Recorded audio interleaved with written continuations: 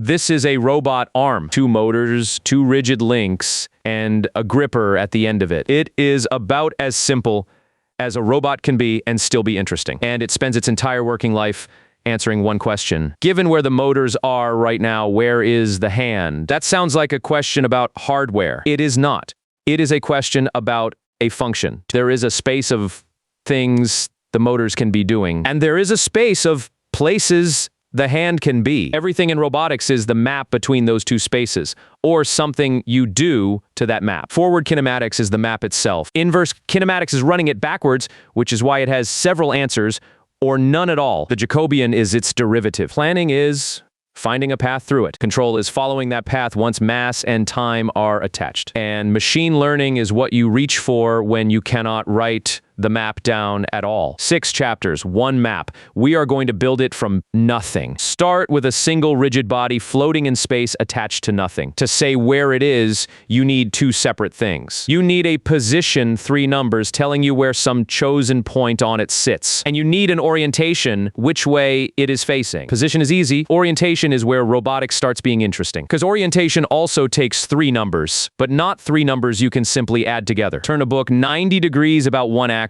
then 90 about another. Now do the same 2 turns in the opposite order. The book ends up somewhere else. Rotations do not commute. So the 6 numbers describing a rigid body are not 6 coordinates in a flat space. 3 of them live somewhere with genuine structure, and we need to know what that structure is. Here is the way to think about a rotation that makes everything afterwards easier. Glue a set of axes to the body. They travel with it. Now write down where those body axes point as seen from the world. The body's x-axis seen from the world is 3 numbers. The body's y-axis is 3 more, and its z-axis 3 more. Stack those 3 vectors side by side as the columns of a matrix. That matrix is the rotation. Not a description of it.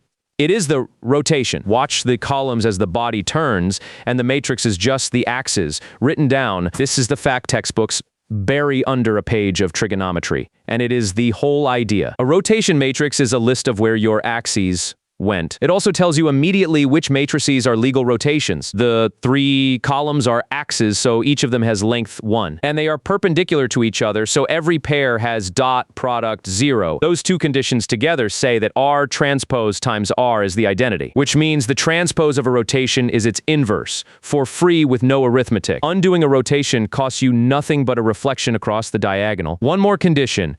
The determinant has to be +1, not -1. -1 would mean the axis had been mirrored rather than turned. A body cannot turn into its own mirror image, so we exclude it. The set of matrices satisfying both conditions has a name.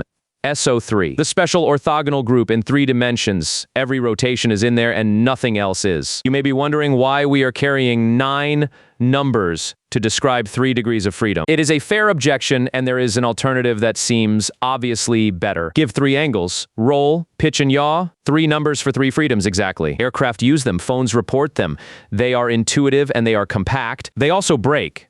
And they break in a way that matters on real hardware. Picture 3 nested gimbals, 1 for each angle. Rotate the middle one by 90 degrees, and watch what happens to the other 2. Their axes have swung into alignment. They now do exactly the same thing. You started with 3 independent controls, and you have 2. One direction of rotation has become unreachable, not because the body cannot go there, but because your description cannot. This is gimbal lock, and it is a defect of the coordinates, not of the world. The rotation matrix has no such singularity anywhere, which is why the 9 numbers earn their keep. Now put position and orientation back together. To move a point from the body's frame into the world, you rotate it, and then you translate it. R times the point, plus the vector p, 2 operations, in that order. That works, but it is awkward, because chaining it means alternating multiplication and addition. There is a trick, and it is one of the genuinely elegant moves in this subject. Add a 4th coordinate to every point and set it to 1. Then build a 4x4 matrix, the rotation in the top left, the translation in the last column. Bottom row is 0, 0, 0, 1. Multiply that matrix by the extended point, and out comes R times the point plus P. Rotation and translation in a single multiplication. This is the homogeneous transform, and it is what makes chains of joints tractable. Because now composing 2 motions is just multiplying 2 matrices, and a robot arm is nothing but a chain of motions. composed. So take our two-link arm and do exactly that. The base is where the world frame sits. The first joint turns by theta 1, which is a rotation. Then the first link carries you a fixed distance out, which is a translation. The second joint turns by theta 2 relative to the first link. Then the second link carries you out again. 4 transforms multiplied together in order, base to hand. And the position of the hand falls out of the last column. For this arm, it comes out in closed form, and it is worth seeing written down. The x-coordinate is the first link times the cosine of theta 1 plus the second link times the cosine of theta 1 plus theta 2. The y-coordinate is the same expression with sines. Notice the angles accumulate. The second link's direction depends on both joints, not just its own. That accumulation is why a chain is more than a list of parts, and it will come back in every chapter after this. There is a second way to write all of this, and modern robotics prefers it. Instead of decomposing every joint into rotations about the coordinate axes, describe each joint by its screw axis, a line in space, and a pitch, saying how much the body advances along the line per turn about it. A pure rotation is a screw with 0 pitch. A pure translation is one with infinite pitch. Every rigid motion there is a screw motion about some axis. That is Chasles' theorem, and it is over a century old. The transform for a joint is then the exponential of its screw axis times its angle, and the whole arm is the product of those exponentials, one per joint. It is called the product of exponentials, and its advantage is that it needs no intermediate frames. You describe each axis where it actually is in the world and multiply. You will also meet an older convention called Denevit-Hartenberg, 4 parameters per joint. It is what most industrial documentation still uses, and it is worth being able to, but it requires placing a frame on every link according to rules, and those frames are arbitrary. A screw axis is a line you can point at. We will use those. One last thing before we leave the forward map. We have been asking where the hand goes for particular joint angles. Ask instead where it can go for any joint angles at all. Sweep both joints through their entire range and let the hand draw as it goes. What fills in is a ring. Its outer edge is where the arm is fully extended, the 2 link lengths added together. Its inner edge is where the arm is folded back on itself, the difference of the 2 lengths. If the links were equal, that hole would close up entirely. This ring is the workspace, and it is not a drawing of the robot. It is the image of the map, the set of every output the function can produce, which means a target outside it has no answer, and no amount of cleverness will find one. Remember its boundary. In 2 chapters, we will find that the arm goes strange exactly when the hand touches it. The arm we just built has 2 motors. So the complete state of it, everything there is to know about where it is 2 numbers, theta 1 and theta 2. Not the position of the hand that is a consequence. The 2 joint angles are the cause, and everything else follows from them. So let us stop drawing the arm for a moment and draw the 2 numbers instead. Theta 1 along one axis, theta 2 along the other. Now the entire robot is a single point. Every pose it can hold is somewhere on this chart, and moving the arm moves the point. This is the configuration space, and it is the most useful change of perspective in the subject, because a complicated, jointed object in the world has become one dot in a space of its own. But the chart is lying to you slightly, and the lie matters. Look at what happens when theta 1 runs past 360 degrees. The point walks off the right-hand edge of the chart. The arm did not go anywhere strange. It just came back to where it started. So the right edge of this chart is the same place as the left edge. They are not 2 edges. They are one seam drawn twice. Roll the chart up so those 2 edges meet, and you get a cylinder. Now do it again for theta 2. Because that angle wraps too. The top of the cylinder is the same place as the bottom. Bend the cylinder round and glue its ends together. What you are left with is a torus. The configuration space of 2 revolute joints is a donut, and there is nothing metaphorical about that. It is the actual shape of the set of things this robot can be. Go around one way and the shoulder has made a full turn. Go around the other way and the elbow has a path that runs off the edge of the flat chart, is a path that simply continues on the torus, which means the shortest route between 2 poses is sometimes the one that looks on the flat chart like it is going the wrong way. Add a third revolute joint, and you get a three-dimensional torus, which nobody can draw. But the principle survives untouched, one circle per revolute joint multiplied together. A sliding joint contributes an interval instead of a circle, and a free-floating body contributes all of SE3, which is six-dimensional and not flat either. Now let us put something in the way. A post in the world that the arm is not allowed to hit. In the world, it is a simple shape.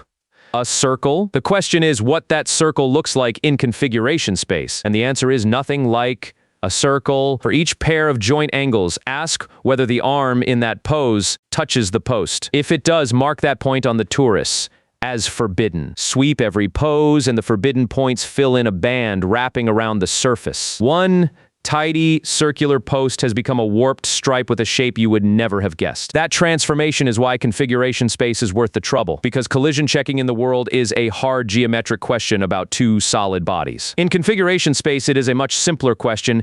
Is my point inside the forbidden region or outside it? The robot has stopped being an object with extent and become a point navigating a landscape. All of the difficulty moved from the shape of the robot into the shape of the space. It did not go away, but it went somewhere we have better tools for. Now count degrees of freedom, because this is where a real design decision lives. Our flat arm has two joints, and it works in a plane where a point has two coordinates. Two in, two out.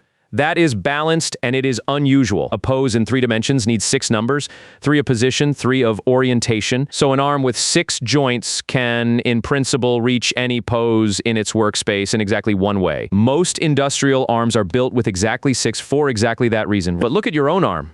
Shoulder, elbow, wrist, 7. Put your hand flat on a table and hold it perfectly still. Now move your elbow. Your hand has not moved at all. The pose it holds is unchanged, but your arm has passed through a whole family of different configurations to get there. 7 joints, 6 constraints, and 1 degree of freedom left over. That leftover freedom is a curve through configuration space along which the hand does not move. It is called the null space, and moving along it is called a self-motion. A redundant arm is not a badly designed arm. The extra freedom is what lets it reach around an obstacle while still holding the cup level. It is also what makes the inverse problem have infinitely many answers, which is the next chapter's problem. So the robot is a point, the obstacles are regions, and the goal is somewhere else on the torus. Planning a motion is now finding a curve from here to there that stays out of the forbidden set. For 2 joints, you could almost do it by eye. For 7, you cannot, and neither can any method that tries to describe the free space exactly. The forbidden region in a 7-dimensional space is not something you can compute and store. Its boundary is an algebraic surface of enormous degree, and nobody wants it. So the field gave up on describing the space and started sampling it instead. Throw a random configuration, check whether it collides. That check is cheap. Keep the ones that do not, and try to connect each to its neighbors with a straight line in joint space. Do that enough times and you have built a road network through the free space without ever mapping it. That is the probabilistic roadmap from 1996, and it is built once and reused for many queries. The other approach grows a tree. Instead of a network, start at your current configuration, pick a random point in the space, find the nearest node you already have, and extend a short step from it toward the random point. That single rule has a property that is not obvious until you watch it run. The tree does not wander around near where it started. It reaches aggressively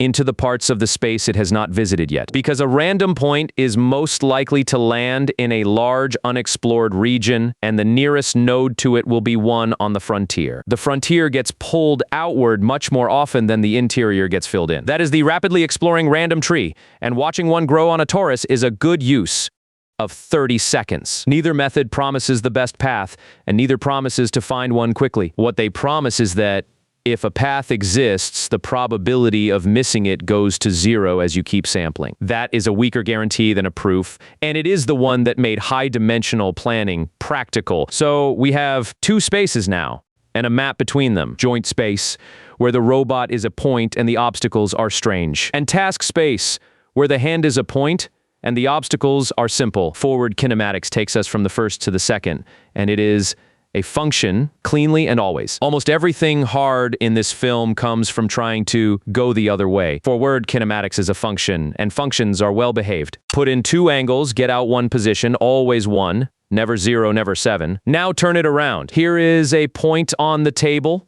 Put the hand there. This is inverse kinematics, and it is the problem you actually have. Nobody wants a robot in terms of joint angles. They want it in terms of the world. And going backwards through that function breaks all three of the guarantees we just relied on. Start with the most visible break. There is usually more than one answer. Take our two-link arm and pick a target it can comfortably reach. Here is a solution. Shoulder here, elbow bent this way. And here is a second one.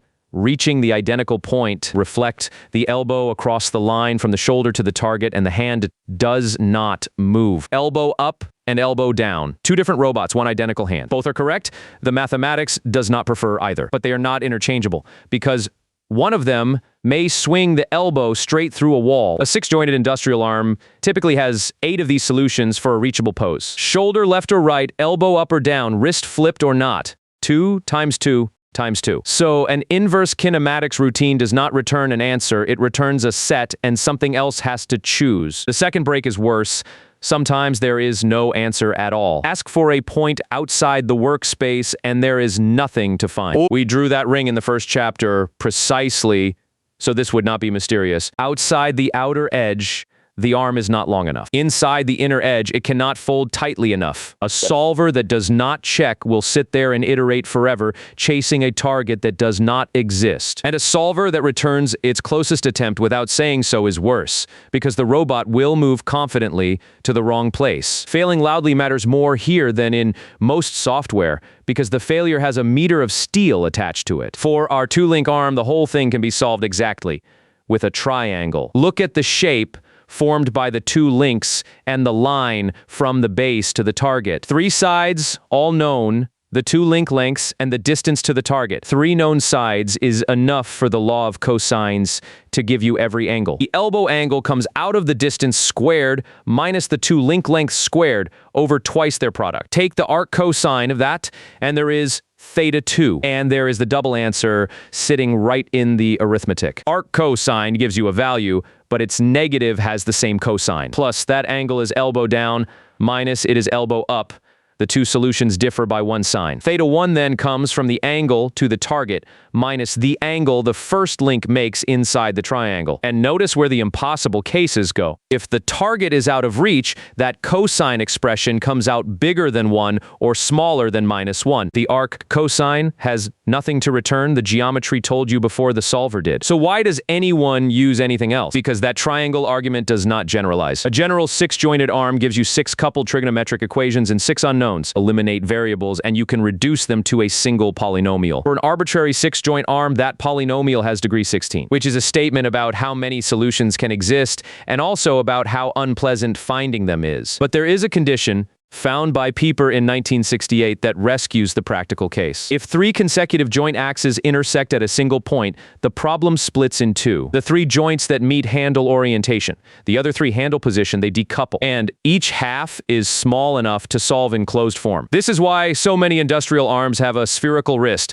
with 3 axes crossing at one point. It is not a mechanical convenience. It is a decision taken in the geometry to keep the inverse problem solvable. The hardware was shaped by the mathematics, which is not a thing you see very often. When you do not have that structure, you stop solving and start searching. Guess a set of joint angles, any set. The current pose will do. Run them forward through the kinematics and see where the hand lands. It is not where you wanted. Measure the error, target minus actual. Now the question is, which way to move the joints to make that error smaller? And that is a question about the derivative of the forward map, which we have not built yet. It is the whole of the next chapter. But provisionally, there is a matrix that turns joint velocities into hand velocities. Invert it, apply it to the error, and it tells you a joint correction that should close the gap. Take the step, recompute, take another. This is Newton's method, applied to a robot arm, and when it works, it converges very fast. 2 or 3 iterations for a nearby target. It is why real controllers can run it every millisecond. It also inherits everything Newton's method is bad at. It finds one solution, not all of them, and which one depends entirely on where you started. Start near an elbow-up pose, and you converge to elbow up. That is a feature, if you meant it. It has no idea whether a solution exists, so for an unreachable target, it will iterate against a wall. And there are configurations where the matrix it relies on cannot be inverted at all. Watch this one fail. The target is reachable, the solver is correct, the steps are getting larger, not smaller. The joints are being asked to move faster and faster to produce less and less motion at the hand. Something about this configuration has made the arm nearly unable to move in the direction it needs. That is not a bug in the solver. It is a real property of the arm at that pose. And to say what it is, precisely, we need the derivative of the map. We keep needing the same thing and not having it. How does the hand move when the joints move? Not where the hand is, how it moves. The rate. That is a derivative, and the map it is the derivative of goes from several inputs to several outputs. So it is not one number, it is a matrix, and it is called the Jacobian. It is the single most useful object in robotics, and it is also completely concrete. You can see every entry of it on screen. Here is how to read it. Take the arm, freeze every joint except the first one. Turn that one joint slowly and watch only the hand. The hand traces an arc, and at this instant it is moving in a particular direction at a particular speed. Draw that as an arrow at the hand. That arrow is the first column of the Jacobian. Now freeze everything again and turn only the second joint. The hand moves in a different direction. That arrow is the second column. That is all a column is. What the hand does when one joint moves alone. One column per joint, as many rows as the task space has dimensions. For our flat arm, 2 rows and 2 columns.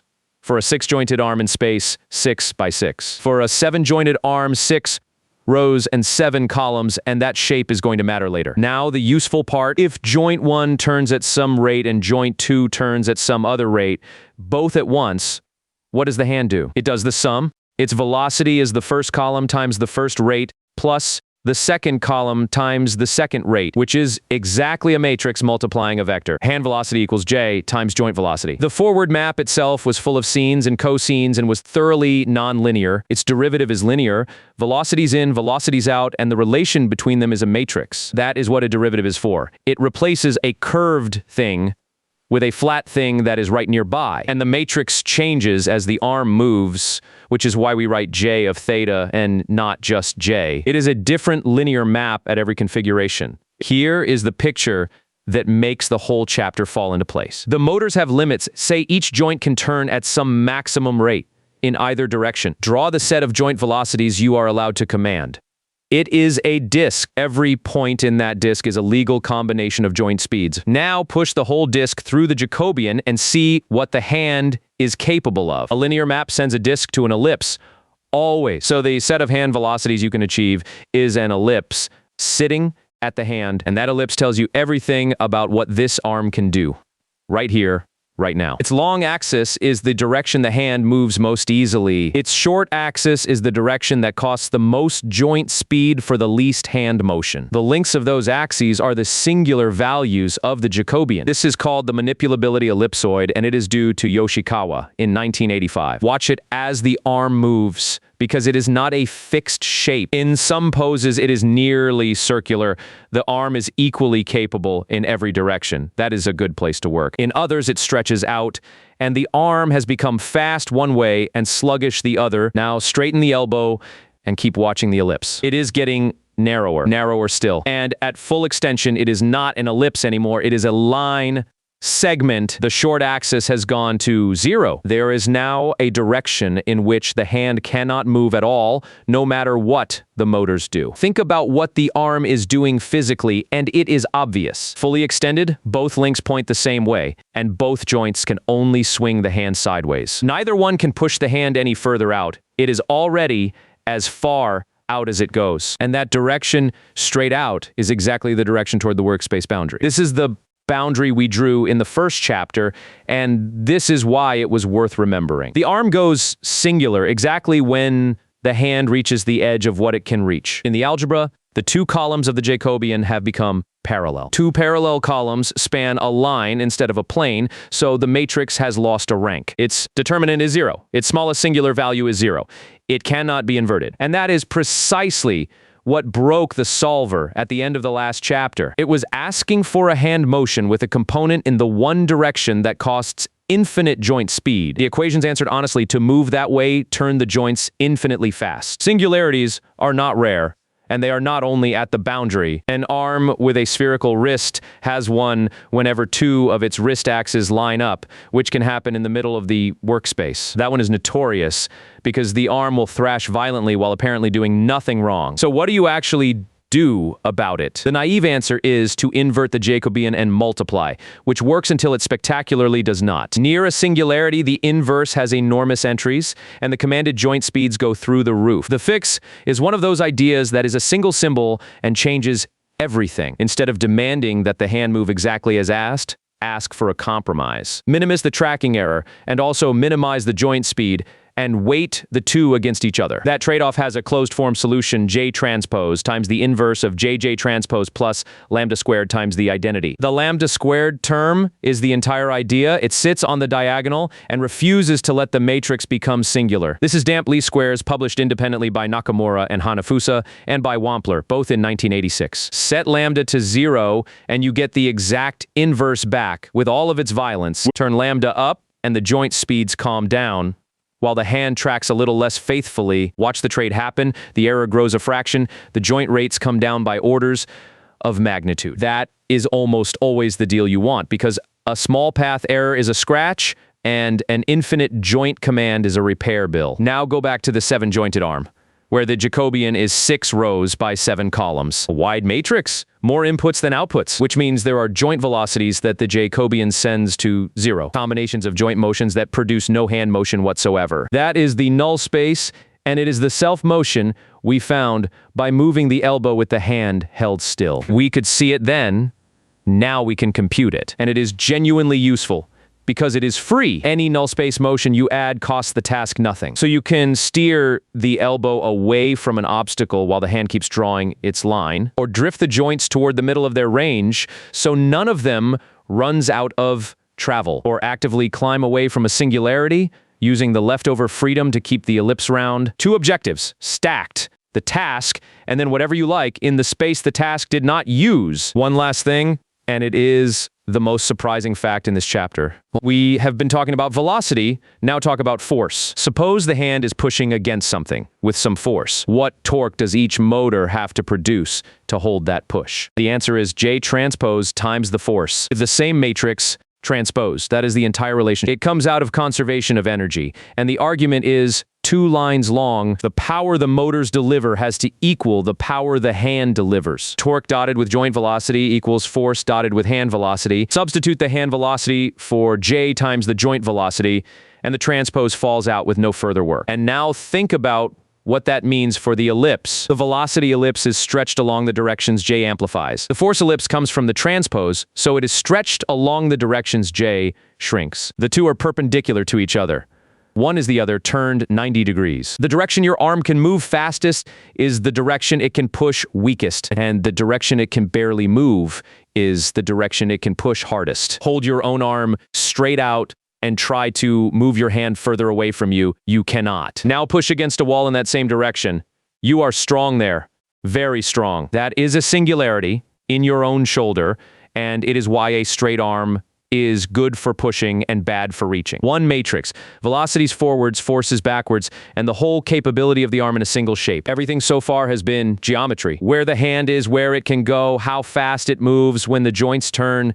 Not once have we asked what the arm is made of. You turn the motors off and find out. The arm falls. Kinematics had no opinion about that, because kinematics has no mass in it and no time in it. Real arms weigh something, and something has to hold them up. The equation that governs this fits on one line, and every term in it is a different physical effect. M of theta times joint acceleration plus C of theta and theta dot times joint velocity plus G of theta equals torque. Let us take it apart, because each piece is something you can feel. Start with G of theta. Gravity. It is the torque each motor must produce simply to stop the arm collapsing, and it depends on the pose, which is the interesting part. Arm held straight out, the shoulder is carrying the whole weight on a long lever, and the torque is large. Arm folded in close, the same weight, a much shorter lever, far less torque. Nothing about the robot changed, only its shape did. Now m of theta, which is where it stops being intuitive. M is the mass matrix, and if it were a single number, it would just be inertia. Push harder, accelerate more. It is a matrix because the joints are not independent. Accelerate the shoulder, and the elbow feels it. There is a term off the diagonal that couples them. So a torque applied at one joint produces acceleration at every joint, including the ones you did not touch. And like gravity, the matrix changes with configuration. An extended arm has a large effective inertia at the shoulder because the mass is far away. A folded arm has a small one. The same robot, several times lighter to swing, which means the plant your controller is controlling is not one system, it is a different system in every pose. Finally, C, which holds the Coriolis and centrifugal terms. These are the ones that only exist while things are already moving. They are quadratic in velocity. Spin the shoulder fast and the elbow gets flung outward. Nobody commanded that. The motion produced it. You have felt this on a roundabout, and a fast robot arm feels it too, hard enough to matter. So, you know where you want the joints to be. How do you get them there? The oldest answer, and still the most common, look at the error and push against it. Take the difference between where the joint is and where you wanted it. Multiply by a gain, and command that as torque. That is the proportional term, and it acts like a spring. On its own, it oscillates, so add a term proportional to the rate of change of the error. That is a damper. And add one proportional to the accumulated error over time to grind out any steady offset. Proportional, integral, derivative, PID, and it runs a very large fraction of the machines in the world. It also knows nothing whatsoever about the equation we just wrote down. It does not know the arm has mass. It does not know gravity exists. It only knows the error. Watch it track a slow trajectory. It does well.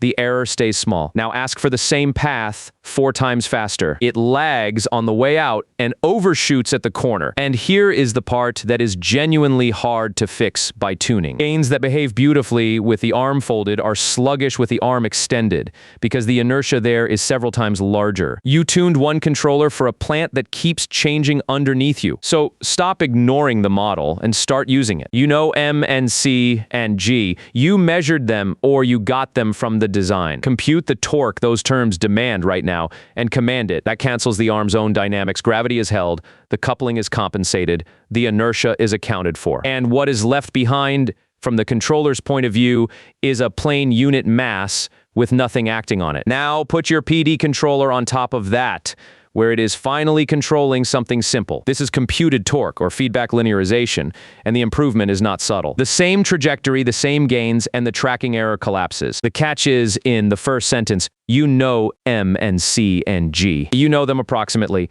Link masses drift, joints have friction that nobody modeled well, and the payload changes when the robot picks something up. Whatever you fail to cancel, the feedback term has to mop up, which is why nobody runs pure model cancellation, and everybody runs a model plus feedback. There is a different way to design that feedback, and it is worth seeing because it generalizes. Instead of choosing gains by hand, write down what you actually want. As a cost, penalize being away from the target. Penalize using large torques. Choose how much you care about each. Then ask for the controller that minimizes the total cost over all future time. For a linear system with a quadratic cost, that problem has an exact answer. It is a matrix equation named after Riccati, and solving it hands you the optimal gains directly. The cost is a bowl over the state, and the controller is walking downhill on it. Turn up the penalty on torque, and the bowl gets steeper in that direction, and the controller becomes gentle and turn up the penalty on error, and it becomes aggressive. You are no longer tuning gains. You are stating a preference, and the mathematics produces the gains. But notice what it cannot say. There is no way to write down a joint limit as a quadratic penalty. You can make exceeding it expensive. You cannot make it impossible. Which brings us to the modern answer, and to the last idea in this chapter. Do not solve for all future time. Solve for the next second, and solve it again in a millisecond. Here is the horizon. a window of time reaching forward from now. Inside it, use the model to predict what the arm will do for a whole sequence of future torques. Optimize that sequence, then throw almost all of it away and apply only the first step. Now time advances, the window slides forward, and you solve the whole thing again from the new state. This is model predictive control, and the wasteful part, discarding the plan, is the point. By the time the second step would have executed, you have measured reality and replanned against it. And the thing LQR could not do falls out for free. Because you are running an optimization at every step, you can give it hard constraints. This joint shall not exceed that angle. This motor shall not exceed that torque. The hand shall stay inside this box. Watch the predicted trajectory press up against a limit and slide along it instead of through it. The controller is not being punished for approaching the wall. It is being told the wall is there. It plans a motion that respects it, which is a categorically different thing. Price is arithmetic. You are solving a constrained optimization problem from scratch hundreds of times a second. For 20 years, that was out of reach for anything fast. It is not anymore, and that is most of why legged robots stopped falling over. So the chain is complete, and every link in it used the one before. Kinematics said where the hand is. The Jacobian said how it moves, and where the arm runs out of ability. Dynamics said what force that costs. And control said what to command, given that the model is imperfect and the world pushes back. Every one of those steps assumed you could write the model down. For an arm bolted to a floor, moving through empty air, that assumption is fine. The last chapter is about what happens when it is not. Every chapter so far has rested on one assumption, stated quietly and never examined, that you can write the model down. And the link lengths, the masses, the friction, the equation the arm obeys. For an arm bolted to a floor, swinging through empty air, that assumption holds well enough to build an industry on. Now let the robot touch something. Here is a hand resting on a surface, about to push sideways. The surface pushes back, straight out along its normal, and it also resists sliding up to a limit. That limit is proportional to how hard the surfaces are pressed together. Draw every force the contact can produce, and you get a cone opening along the normal. Inside the cone, the contact holds. Outside it, the surface lets go, and the hand slides. And there is the problem right at the edge of that cone. One side of the boundary, the hand is stuck, and the dynamics are one set of equations. The other side, it is sliding, and the dynamics are a different set. There is no gentle blend between them. The system switches. Impact is worse, two bodies meet, and velocity changes discontinuously in no time at all. The proper formulation of this treats contact as a complementarity condition, and it goes back to Stewart and Trinkle in 1996. Either the bodies are separated and the force is zero, or they are touching and the force is whatever prevents penetration. Never both. And that either or is exactly what makes the dynamics non-smooth, which breaks something we have leaned on for 5 chapters without saying so. Gradients, the derivative of the outcome with respect to what you did. The Jacobian was a derivative. Newton's method needed one. Computed torque assumed a differentiable model. At a contact event, that derivative does not exist. Nudge a grasp by a millimeter, and the object either stays or falls, and there is nothing in between to differentiate. This is the real reason manipulation is harder than motion, and it is not a matter of engineering effort. So the natural move is to stop deriving and start learning. Do not write the model. Run a simulator millions of times and learn what works, which is a good idea with one enormous problem attached. The simulator is a model. It is the same model you could not write down accurately. So a policy trained in it learns the simulator's physics, including everything the simulator got wrong. Take the identical policy, put it on the real machine, and it fails immediately. The friction was different. The motor was slower than its data sheet. The link flexed, and the model said it was rigid. That gap has a name, the reality gap, and for years, it was where this whole approach went to die. The idea that got past it is not a better simulator. It is the opposite, and it is counterintuitive enough to be worth stating carefully. Make the simulator wrong on purpose in many different ways at once. Randomize the friction, randomize the masses, randomize the motor delays, the damping, the sensor noise. Every episode, a different physics. Now the policy cannot learn one set of parameters because there is no one set to learn. It has to find a strategy that works across the whole spread of them. And if the spread is wide enough, the real world is one more sample inside it. The picture is simple. A distribution of possible worlds and a point somewhere that is the real one. Train on a narrow distribution and the real world sits outside it, and the policy has never seen anything like it. Widen the distribution until the real point is covered and reality stops being a special case. Tobin and colleagues did this for vision in 2017, randomizing how the scene looked. Peng and colleagues did it for physics the following year, randomizing mass and friction and damping. You are not trying to be accurate, you are trying to be robust to being inaccurate, which is a different objective. What did that actually buy? Genuinely a lot, and the honest place to look is legged locomotion. Wang Bo and colleagues in 2019 trained a four-legged robot in simulation and ran it on hardware. The trick there was to learn the part of the model that was hardest to write, the actuators themselves. A small network trained on real motor data, standing in for the piece the physics engine got worst. The following year, Lee and colleagues had one crossing rubble and mud and snow it had never been shown, using only its own joint sensors, no cameras, no map, no terrain model at all. Nobody has ever written down the dynamics of walking over loose gravel, and nobody needed to. That is a real result, and it should not be minimized. It is also worth being precise about what it did not do. It did not delete anything in this film. The industrial arm welding a car body is not running a learned policy.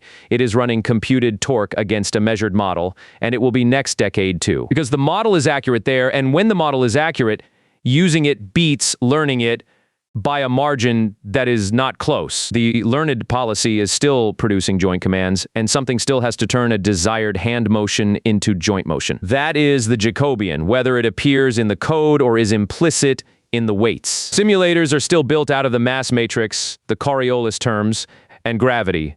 The training loop runs on the equation from the last chapter, and you cannot certify a learned policy. You can test it extensively, and you can bound a model. Where a person stands next to the machine, that difference is the whole argument. So the picture is not learning replacing the model, it is learning covering the places the model does not reach. Contact, deformable objects, terrain, and anything where writing the equation is the bottleneck. Structure, where you have it, learning where you do not, which is a less exciting sentence than either side prefers. So, one map, forward kinematics, was the map itself, and it was always a function, always well-behaved. Its workspace was the image, and its boundary was where the answers ran out. Inverse kinematics was the preimage, which is why it had several answers, or none. Configuration space was the domain, and it was a torus, and the obstacles in it were nothing like the obstacles in the world. The Jacobian was the derivative, and where it lost rank, the arm lost a direction it could move in.